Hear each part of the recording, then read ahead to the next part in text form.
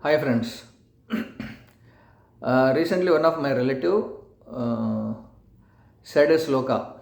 She said, Sivaya Vishnu Rupaya Siva Rupaya Vishnave Sivasya Hrudayam Vishnu Vishnasya Hrudayam Shiva. And she says that Shiva and Vishnu are one and the same. And I immediately replied her saying that it is not true. So then she said that this sloka is spoken during Sandhya Vandana, etc., etc. But I told her that uh, even though people are saying it, but the final conclusion is not is not that. So to convince her that Vishnu is supreme, I have told that I will give her some references uh, for which I am trying to make this video. Number one, in Mahabharata, you find Arjuna worshipping Lord Shiva, and one day Arjuna, when he was with Krishna, he says that I have to go to worship Lord Shiva. And Krishna says, yeah, you need not go now. Instead, whatever worship you do for Lord Shiva, you do it for my feet. Therefore, obeying Lord Krishna, Arjuna takes flowers and offers at the feet of Lord Krishna. So when he offers the flowers at the feet of Lord Krishna, the next day when Arjuna goes to Lord Shiva and see, he finds the same flowers on the head of Lord Shiva. So from this incident we can understand that Shiva is always at the feet of Lord Krishna. Shiva is not equal to Vishnu or Krishna. This is example 1. Next example is, if you go to Trivandrum, Thiruvananthapuram, you have Lord Ananta Padmanabha, very huge deity. In that deity, Lord Vishnu keeps one hand under his head and another hand will be projecting outward. If you see right below that hand, under the fingers, you will find one Shivalinga. And this temple is a very, very, very old temple. So where is Lord Shiva located? Lord Shiva is under the hand of Lord Vishnu. Whenever the pujari does Abhisheka to Lord Vishnu, the water will flow from Lord Vishnu's hand and fall on the head of Lord Shiva. So this also proves that Shiva always desires to be under Lord Vishnu. Number 3, in Ramayana you will find that all the devatas, including Shiva, Brahma, Indra, Chandra, all the devatas go to Lord Vishnu and pray, my dear Lord, this Ravana is creating a lot of problems to devatas. So you have to do something.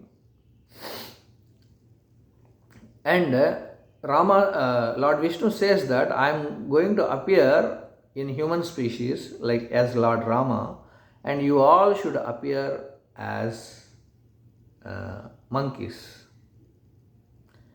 And Rama comes and he kills Ravana. But just before this, you see, the same Ravana has kidnapped Parvati Devi. You will find this story in Puranas. When Ravana kidnapped Parvati, because Mother Parvati is very beautiful, when Ravana kidnapped Parvati, it is Narada Muni who intervenes and says that she is not beautiful, go and see, turn yourself back and see.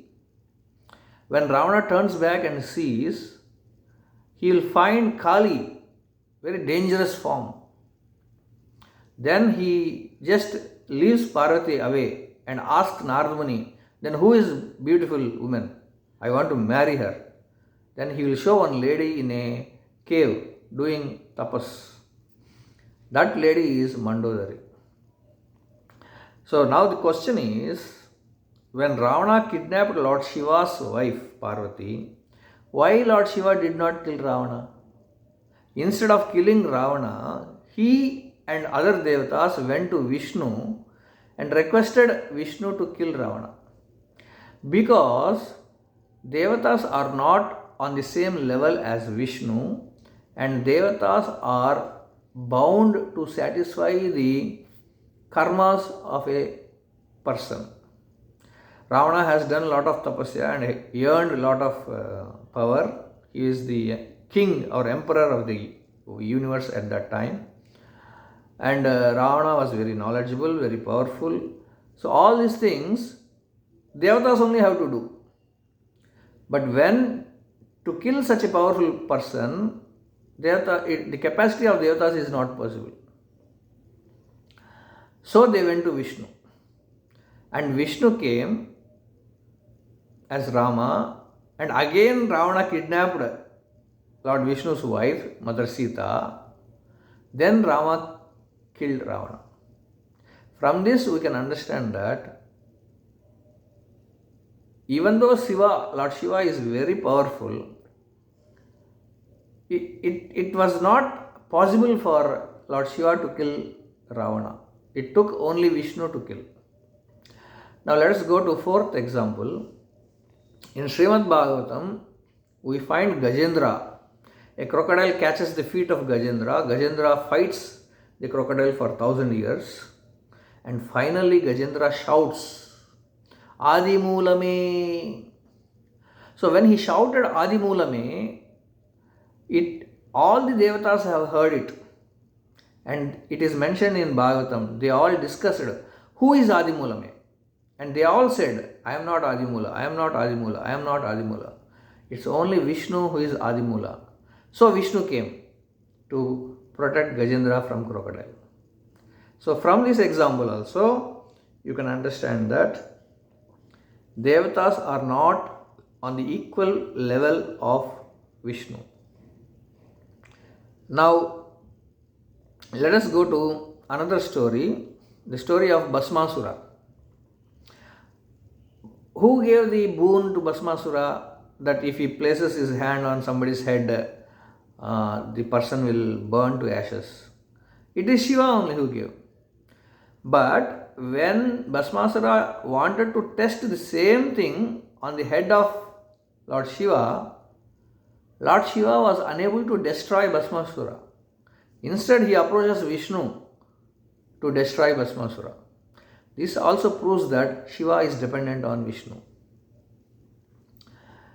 Number 6 example is, in Rig Veda, you will find statements that when there was no creation, when there was nothing, there was only one person by name Narayana. And from Narayana only everything came.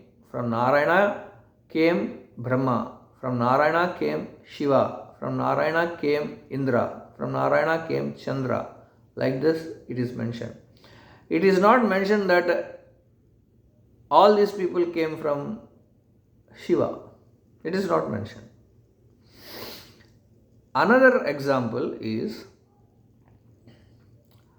Purusha Sukta. This Purusha Sukta is a summary of Vedas, and this is found in all the 4 Vedas: Rig Veda, Yajur Veda, Sama Veda and Atharva Veda. Now this Purusha Sukta, even the Shiva followers also chant when they do Abhishek for Lord Shiva.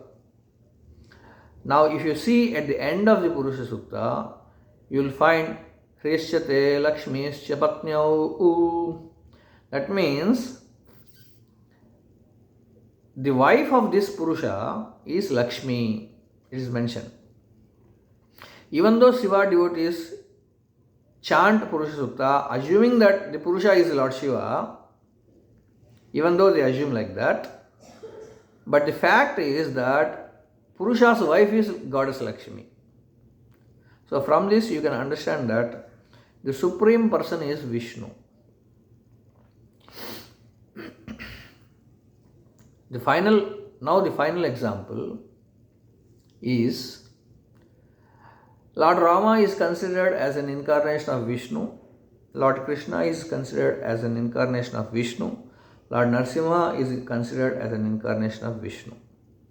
So, in all these three avatars, Goddess Sita is considered as an incarnation of Lakshmi. Rukmini and Satyabhama, etc., are considered as incarnations of Lakshmi. And in Narasimha Avatara, she is directly called Chanchu Lakshmi. She is an incarnation of Lakshmi directly.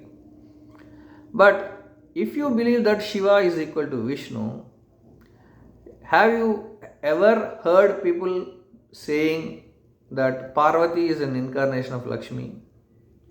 No. You don't find common people saying that Parvati is an incarnation of Lakshmi. Parvati is separate, Lakshmi is separate. In fact, people have taken movies where Parvati, Lakshmi and Saraswati, they keep fighting like that. So, from all these examples, what I want to say is, there is an analogy. The analogy is that in a court case, two lawyers, they will be arguing their case from the same law book. Both the parties, both the lawyers of the both parties use the same law book. One man says, this property belongs to me. The other man says, this property belongs to me. And they quote the same law book. But who will tell the final conclusion? Who will give the final judgment? It is the judge who is very learned more than the lawyers. The judge is more experienced than the lawyers. And the judge, he will take the complete scenario of this case, and he will also take the complete scenario of the law book, and finally he gives the judgment. In the same way, Shiva Bhaktas can say that Shiva is supreme, Vishnu Bhaktas can say Vishnu is supreme, but who is the judge? The judge is the Acharyas. You find Adi Shankaracharya, you find Ramanujacharya, you find Madhvacharya, you find Chaitanya Mahaprabhu, you find Vedanta Desika, you find so many acharyas. All these acharyas have concluded that it is Lord Vishnu who is supreme.